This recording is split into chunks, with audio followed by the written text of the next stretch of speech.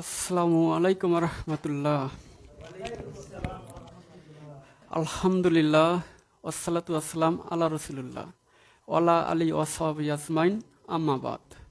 আউযু বিল্লাহি মিনাশ শাইতানির রাজিম। বিসমিল্লাহির রহমানির রহিম। রব্বি ইশরাহ লি সাদরি ওয়াসির লি আমরি ওয়াহলুল উকদাতাম মিন লিসানি ইয়াফকাহু কওলি। সমস্ত প্রশংসা মহান আল্লাহ তাআলার জন্য এবং শান্তি বর্ষিত হোক আমাদের নবী হযরত মুহাম্মদ সাল্লাল্লাহু আলাইহি সাল্লামের উপর। আবারও সকলকে সালাম এবং আন্তরিক ধন্যবাদ জ্ঞাপন করছি। সালাম দিচ্ছি, আসসালামু আলাইকুম ওয়া রাহমাতুল্লাহ। মহান আল্লাহ তাআলার দয়া ও শান্তি আপনাদের সবার উপর বর্ষিত হোক, আমিন। যাই হোক, আপনারা অনেকক্ষণ থেকে অনেক কথাই শুনলেন, সবাই অনেকভাবে অনেক দামি দামি কথাই বলেছেন। আসলে পরিবর্তন হলে অল্প কথাই যথেষ্ট, আর যদি পরিবর্তন না হওয়া যায় তাহলে সারাদিন মানুষ আজ যদি সারা রাতেও চালান যায় তাও কিন্তু পরিবর্তন হবে না। আর আপনারা অবগত আছেন পরিবর্তন হওয়ার এটা কিন্তু উপরে, আমার আপনার হাতে নাই। যদি তাই যদি হতো তাহলে রাসূল সাল্লাল্লাহু আলাইহি সাল্লামের চাচা, তিনার মৃত্যুর সময় রাসূল সাল্লাল্লাহু আলাইহি সাল্লাম বারবার বলতেছিলেন যে চাচা আপনি শুধু কালেমাটা পাঠ করেন, বাকিটা আমি দেখে নিব ইনশাআল্লাহ। কিন্তু সে বলতে চাচ্ছিল না। তারপরে আবারও পিড়াপিড়ি যখন করতে ধরছিল, অনেক বড় ঘটনা, আমার মানে এটা বলার কথা না, তারপরে একটু তো সর্বশেষ মহান আল্লাহ তাআলা পবিত্র কোরআনেই মানে একটা আয়াত নাজিল করে রাসূল সাল্লাল্লাহু আলাইহি সাল্লামকে বললেন যে এরকম যে আসলে পরিবর্তন করার তো মানে আমি যার ভালো চাই সেটা গোটা পৃথিবীর কেউ রোধ করতে পারবে না, আর যার খারাপ আছে সেটা গোটা পৃথিবীর যদি মানুষ তার ভালোর জন্য চেষ্টা করে তাহলে পারবে না। মানে বিষয়টা কি বুঝতে পারছেন? তখন আর রাসূল সাল্লাল্লাহু আলাইহি সাল্লাম তিনি আর তেনার চাচার বিষয়ে অত পিড়াপিড়ি আর করেননি। তো যাই হোক, আজকের আলোচনার একটা মানে বিষয়টা ছিল হচ্ছে পৃথিবীর ছলনাময়, মানে আমাদের এই জগৎটা ছলনাময় একটা দুনিয়া, এইটা বিষয়। কিন্তু আসলে একটু যাই হোক, হঠাৎ করে আমার একটু অসুস্থ হওয়ার ফলে নাকের অপারেশনটাও আজকে ড্রেসিং হয়েছে।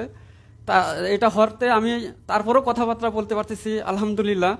আমার এমন অবস্থা হয়েছিল যে মনে হয় কথাই বলতে পারবো না। তা যাই হোক, আমি আসলে ওই বিষয়ের উপরে আমি তেমন আলোচনা রাখতেছি না, জাস্ট কয়েকটা বিষয় আপনাদেরকে বিবেকটা নাড়াচাড়া দেওয়ার জন্য আমি কয়েকটা বিষয় আপনাদের সামনে তুলে ধরার চেষ্টা করব। কিন্তু তার আগে আপনারা কি আমার কথাগুলো বুঝতেছেন? বোঝা যায়? আচ্ছা, শুকরিয়া, জাযাকাল্লাহ খাইরান। কথার মধ্যে যাওয়ার আগে একটা ঘটনাই বলি। এক রাজা তার প্রজাকে, মানে সে ছিল খুব গরিব হতদরিদ্র, তাকে ডাক দিল তার রাজপ্রসাদে মেহমানদারিতার জন্য। এখন প্রজা তো দাওয়াত পেত মহা খুশি, বাপরে বাপ, রাজা সাহেব আমাকে, রাজা মহোদয় তিনি আমাকে দাওয়াত করছেন। তা যাই হোক, অনেক চাকচিক হয়ে চলে গেছে। তারপরে যে দেখেছে বিশাল বাড়ি, অট্টালিকা, তারপরে আসবাবপত্র সব কিছুই দামি। ও তো দেখে একেবারে অবাক, এটা তো অনেক একটা মানে তার যেটা ধারণা ছিল তার থেকেও অনেক আর কি মানে বেশি উন্নত মানের। তো এরকম দেখতে দেখতে দেখতে এক পর্যায়ে খাওয়ার টেবিলে গেলেন, তা খাওয়া দাওয়া করলেন। মানে খাওয়াটাও একেবারে সেরকম হাই উলেট কারবার। এখন খাওয়া দাওয়া যখন সব কিছু শেষ, এখন কিছুক্ষণ পরে চিন্তা করতেছে যে আরে এত যদি সব কিছু খাওয়া দাওয়ার উন্নত মানের হয়, রাজপ্রসাদ সব কিছুই উন্নত মানের, তাহলে তো বাথরুমটা একটু দেখা লাগে কেমন। এখন সে বাথরুমে গেল, বাথরুমটা দেখে তো এটাও তো দেখি স্বর্ণের মণিমুক্তা দিয়ে, তাহলে তো একটু পেশাব করি। তারপরে প্রস্রাব করলো। তারপরে কিছুক্ষণ পরে দেখে যে কোথায় ভিজা ভিজা লাগে। তারপরে একটু ঘুম ভেঙে দেখলো যে আরে আমার বিছানায় নষ্ট হয়ে গেছে। মানে বিষয়টা কি বুঝতে পারছেন? তাহলে ওই যে লোকটা লোকটা যে আপনার মানে তাহলে এটা কি ছিল বলেন তো? এটা স্বপ্ন ছিল। স্বপ্ন ছিল কি না? লোকটা কিন্তু মূলত স্বপ্নে সে রাজার বাসায় গেছে দাওয়াত খাওয়ার জন্য, আমন্ত্রণ পেয়েছে। তা আচ্ছা, আপনারা কি আমার কথা বের করতেছেন নাকি? আচ্ছা, যাই হোক, আমি ক্ষমা চাচ্ছি, মানে ওইভাবে বলতে পারতেছি না বিধায়। তো যাই হোক, ওই ব্যক্তিটি স্বপ্নে মূলত এইটা মানে এক কথা হচ্ছে খাবার দাবার সব কিছুই উপভোগ করলো। তার কিছুক্ষণ পরেই যখন বাস্তবতা, যখন প্রস্রাব করলো, কিছুক্ষণ পরে দেখা যায় ভিজা, বা সে তো বুঝতে পারলো যে এটা আমি স্বপ্ন দেখেছি। তখন সে ওই লোকটা খালি মানে যত মানে ফজর হবে তত খালি চিন্তাই করে, আহা এটা কি কাজ হলো, মানুষ খারাপ বলবে বা ইত্যাদি। তা আচ্ছা বলেন তো, এখানে আমার দু একটা প্রশ্ন, যে ওই ব্যক্তিটা যে স্বপ্ন দেখলো, দেখে যে অনেক কিছু খাইলো, অনেক কিছু যে দেখলো, খাওয়া মানে খেয়েছে, যে যখন এই স্বপ্নটা ভেঙে গেছে তখন কি তার পেটে কি ভর্তি বা এরকম কি মনে হয়েছিল? হয়নি। তারপরে যেটা ধরেন বাস্তবে ধরেন একটা শান শৌকাত বা খাটে পালঙ্গে বসলে শুতলে যেমনটা আরাম লাগে, আর স্বপ্নে যেটা দেখছে আসলে কি সে তেমনটা কি অনুভূতি পেয়েছে? পায়নি, কিন্তু তেমনটা স্বাদও পায়নি। তাহলে দেখেন, তেমনটা না পাইছে স্বাদ, না পাইছে পেট ভর্তি, কথাটা বুঝেন, কিন্তু বাস্তবতায় সে ঠান্ডা মানে ঠান্ডা পাচ্ছে, আফসোস করতেছে। তা আমি এই মানে এইটা দিয়ে উদাহরণ দিলাম এই জন্য যে আমাদের দুনিয়াটাই হচ্ছে আসলে স্বপ্নের মতো। মানে কথাটা কি বুঝতে পারছেন? আমরা এই যে যা কিছু, এই যে এত কিছু করতেছি, সব কিছু এইগুলো কিন্তু আসলেই কিছু না। এগুলো না আছে স্বাদ, না আছে মিঠা, না আছে কোনো কিছু, এগুলো কিন্তু আসলে কিছু না। এগুলো কিন্তু হারিয়ে যাবে। আর এই স্বাদটা মানে আপনার চোখের সামনে একটা যখন হিজাবটা তুলে নেবে, আমাদের সামনে কিন্তু একটা আড়াল পর্দা আছে বারজাখী জীবনের, এই পর্দাটা যখন সরে যাবে তখনই বুঝতে পারবেন যে আহা এতক্ষণ স্বপ্নের মধ্যে মনে ওই যে ওইটার মতোই হবে। মানে বিষয়টা কি বুঝতে পারছেন নাকি বুঝছেন নাই? তাহলে ওই স্বপ্নটার মতো হবে। তখন আপনি ভালো মন্দ সবকিছুই জানতে পেরেই বা মানে নির্ণয় করতে পেরে কি কোনো লাভ আছে? কোনো লাভ নাই। ওই যে যেমন প্রস্রাব করছে ইয়াতে বিছানায়, আর এখন মানে স্বপ্ন ছিল না কি ছিল না এটা জেনেও যেমন আর লাভ নাই, ওই তখন আপনার দশাটা হবে ওই রকম। তা এই জন্য আসলে আমাদের চিন্তা ভাবনা করে চলাটা দরকার। আর আপনাদের সামনে কবর, মৃত্যু, আখিরাত, বিচার দিবস, আরো যে সমস্ত কিছু বিষয়গুলো আছে, এগুলো তো বললে আপনারা এখন মনে করেন কি জানেন, যে ধরেন কথা কথায় বিচারের মাঠের কথা যদি ওয়াজ শোনেন বা খুতবা শোনেন, মনে করে থাকেন এটা তো বহু দিনের কথা, এটা কিয়ামত বয়ান কবে হবে, তারপরে কোটি কোটি বছর না হাজার হাজার বছর না আরো কষ্ট শত বছর পরে পৃথিবী ধ্বংস হবে, গায়েব হবে, তারপরে তুলবে, তারপরে বিচার হবে। মানে এমনটা কি মনে হয় কিনা? মানে শুনলে কি আপনার কি মনে হচ্ছে এই যে এখনই এরকম কি মনে হয়? সত্য করে বলেন, এরকম মনে হচ্ছে না। কিন্তু বাস্তব কথা হচ্ছে, আসলে আমি মানে কোরআন হাদিসের রেফারেন্স দিয়ে এই মুহূর্তে আমি বলতে পারতেছি না, কারণ সময়ও যাবে, আর 9টার সময় আমাদের মানে কথা বলবেন আপনাদের সামনে। আচ্ছা শোনেন, একটু থামেন, পরে বুদ্ধি করেন, সারাদিনে তো সময় পাইছিলেন। এখন কথাটা হচ্ছে, এটা আসলে আমাদের ধরা উচিত ছিল যে এই মৃত্যু বা এই বারজাখী জীবন, এই কবরের জীবন, এই বিচার হাসর যাবতীয়গুলো এটা হচ্ছে এখনই। কেন এখনই? এই জন্য এখনই যে আপনার যখন মৃত্যুটা এসে যাবে, ধরেন মালাকুল মাউত দেখলেন, আপনার কিন্তু কিন্তু প্রবেশ করলেন বারজাখী জীবন। আর বারজাখী জীবন মানে কবরের যে মানে বিচারের হওয়ার আগে, মানে মৃত্যুর পর থেকেই পুনরুত্থান হওয়ার আগে যে একটা জীবন, এটা হচ্ছে বারজাখী জীবন। এই বারজাখী জীবনে যে কত ঘটনা আছে, আপনার যদি কারো যে আমল খারাপ হয় তার কবরের শাস্তি হবে কত প্রকারের, ইত্যাদি ইত্যাদি। আমি অত দূরে যাচ্ছি না, কারণ আমার মূল প্রসঙ্গটা ওটা না।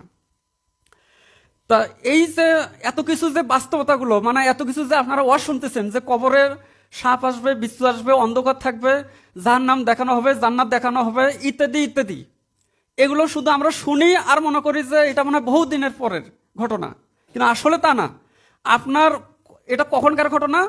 আপনার চোখের হিজাবটা মানে সারাইলেই, অর্থাৎ মালাকুল মৌতকে দেখলেই আপনার এই ঘটনা শুরু। কিন্তু আপনি কি জানি যে আমরা আরো 5 বছর 10 বছর বাঁচবো? যেহেতু জানি না, তার মানে আমাদেরকে বিশ্বাস করতে হবে আমাদের এইগুলো কার্যক্রম বার্জাকি জীবনে আমরা প্রবেশ এই মুহূর্তে আমরা ঢুকে যাচ্ছি। মানে আমার কথা কি বুঝছেন? কিন্তু এত ওয়াজ নসিহত করা হয়, কিন্তু আসলে আমরা তো মনে করি যে মৃত্যুর কথা বলতেছে, মনে হয় যাই মারা গেছে তারই ওয়াজ হচ্ছে, আমি আরো তো মনে হয় বাঁচবো, এরকম মনে হয়। এমনও হয়ে গেছে যে আমাদের ভয় ভীতি ভেঙে গেছে। কেমন করে ভেঙে গেছে একটু দেখেন।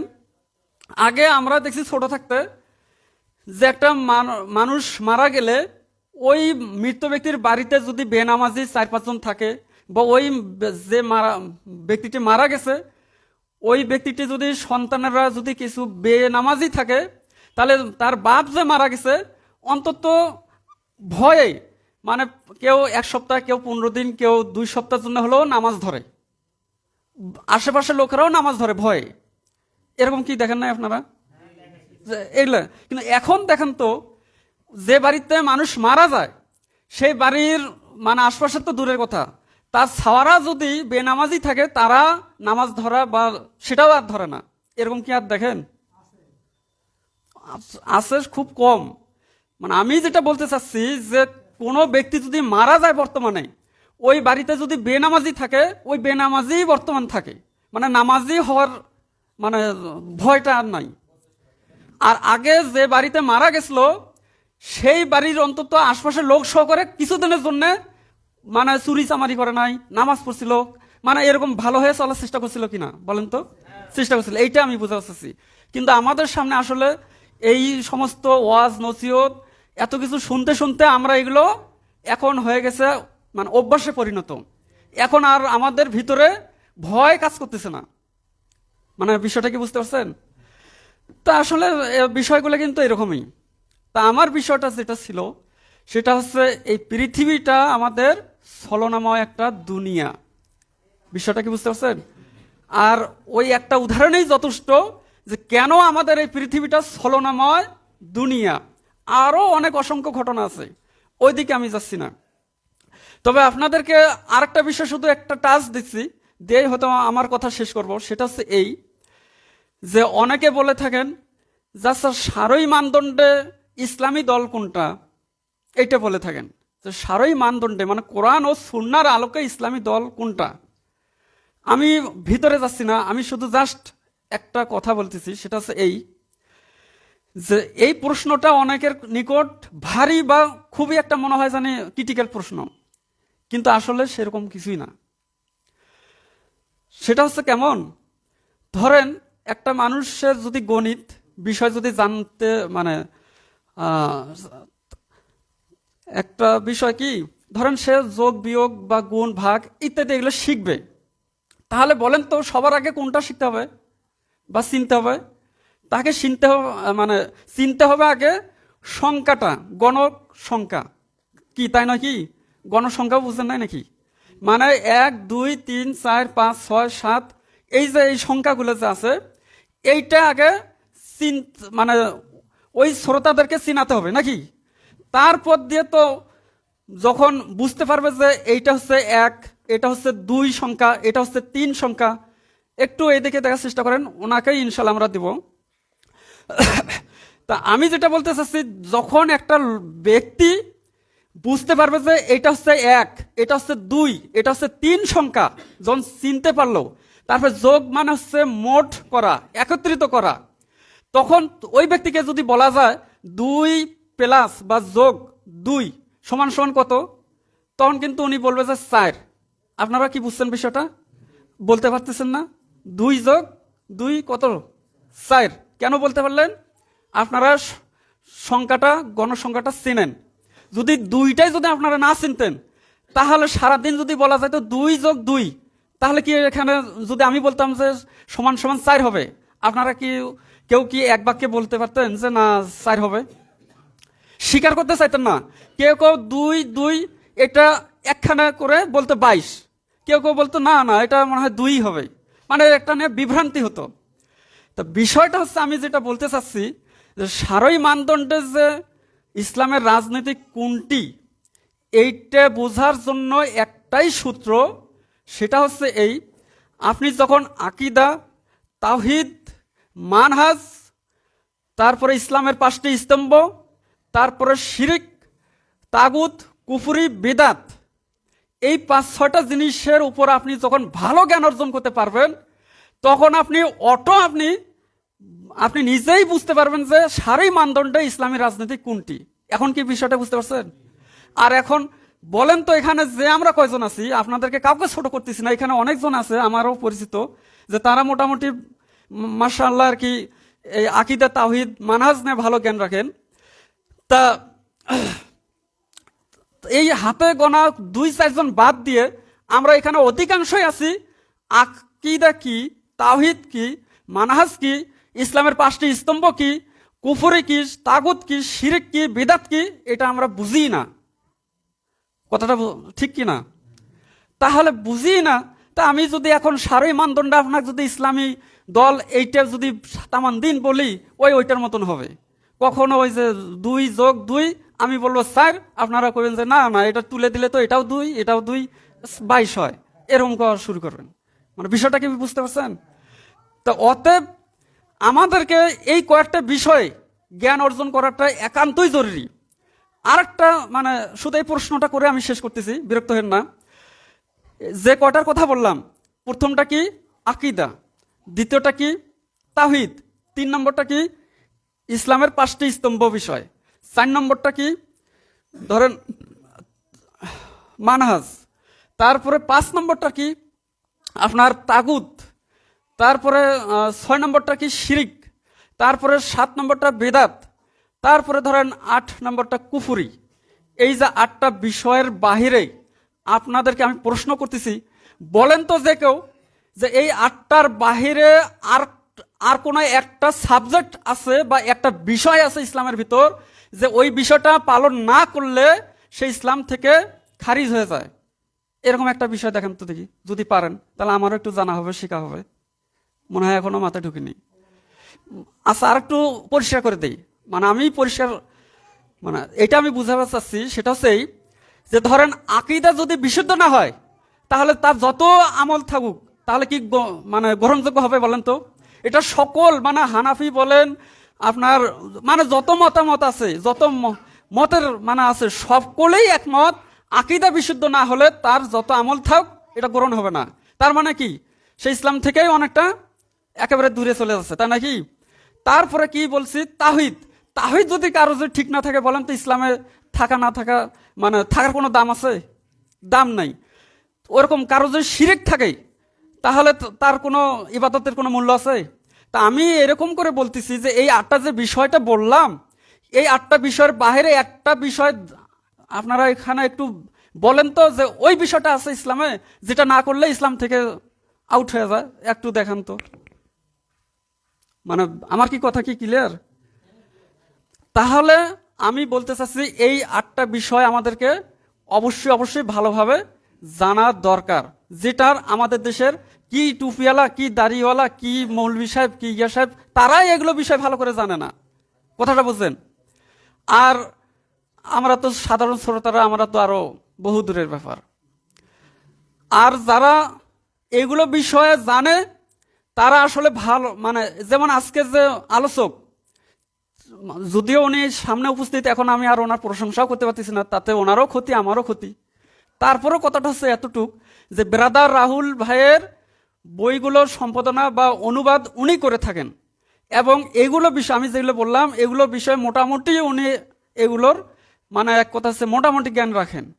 অথচ আমাদের উচিত ছিল যে এগুলো জ্ঞান আহরণের জন্য বেশি লোক উপস্থিতি হওয়ার, কিন্তু কে বুঝে, মানে একটা কথা আছে না, আমরা আসলে মানে নিজেরাই অজ্ঞতা, আর আমরা কি বুঝবো, আমরা তো আসলে স্বর্ণ যে আমাদের সামনে এসে গেল, কিন্তু আমরা স্বর্ণও তো আমরা বুঝতেছি না। মানে কথাটা কি বোঝা যায়? যদি আজ যদি মানে নাম নিতে চাচ্ছি না, শুধু জেলার নাম বলি, গাইবান্ধার এক বক্তা এসে ছায়াছবির গান শোনাবে, কৌতুক শোনাবে, ম্যাজিক শোনাবে, ইত্যাদি ইত্যাদি, 50,000 টাকা নিয়ে যাবে, সেখানে দেখেন 1-1.5 লাখ শ্রোতা দিয়ে ভর্তি। মানে বিষয়টা কি বুঝতে পারছেন? আজ যেখানে সঠিক জিনিসের এই যে লাইভ চলতেছে, দেখেন তো কোরআন সুন্নাহ রেফারেন্স যে কথাগুলো বলবে, কোনো না আছে অপব্যাখ্যা, না আছে কোনো অন্য মানে একটা বগুড়া, তারপরে ঢাকা, নারায়ণগঞ্জ, এটা সেটা থেকে পাল্টি খেয়ে আরেক রাজনীতিতে মানে এরকম খালি এলোমেলো এরকম না আছে ব্যাখ্যা, মানে অপব্যাখ্যা নাই। তারপরেও দেখা যাবে যে মূল জায়গা আমরা নাই। তো যাই হোক, আমি কথা শেষ করছি। আর আচ্ছা, আমাকে আর 1 মিনিট সময় দেন তো। সেটা হচ্ছে আসলেই আমাদের মনে হয় সামনে, আল্লাহ না করুক, আমাদের সামনে ভয়াবহ বা একটা আযাব হয়তোবা আমাদের মানে অপেক্ষা করতেছে। কিসের জন্য এই কথাটা? কথাটা হচ্ছে এই যে পবিত্র কোরআনের অনুবাদ যখন আপনারা পড়বেন, তখন দেখবেন যে যে জাতি কুফরি, শিরকি এবং তাগুতকে আপোস করে নিয়েছে বা সেগুলোর উপর ধাবিত হয়েছে, সেই জাতির প্রতি আযাব দিয়েছেন। মানে কথাটা কি বুঝতে পারছেন?